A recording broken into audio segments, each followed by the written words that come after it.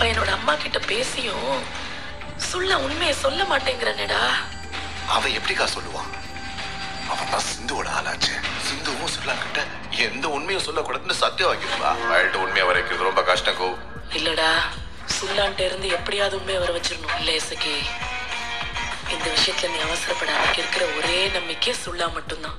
பயமுறுத்தி அவன் வாயிலேருந்து உண்மையை வர வைக்க கூடாது. என்ன சத்த, ஏன் தலையை பிடிச்சிருக்கீங்க? என்னன்னு தெரியலமா, காலையில இருந்து தலைவலி தாங்க முடியல. ஐயோ, நேத்து நான் ஒரு மாத்திரை கவர் கொடுத்தேன்ல, அந்த மாத்திரை போடுங்கன்னு சொன்னல வலி வரும்போதெல்லாம். அந்த மாத்திரை எங்க வச்சீங்க? அந்த கபோர்ட்ல தாமா இருக்கு.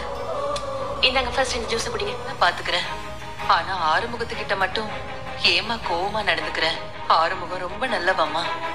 நீயும் ஆறுமுகமும் இந்த வீட்டுல வாழ்றத நான் பாக்கணுமா? என் பேரு குழந்தைங்களோட கொஞ்ச நாள் சந்தோஷமா இந்த வீட்டுல வாழ்ந்துட்டு அதுக்கு அனுமதியா கண்ணை மூடிடுவேன்.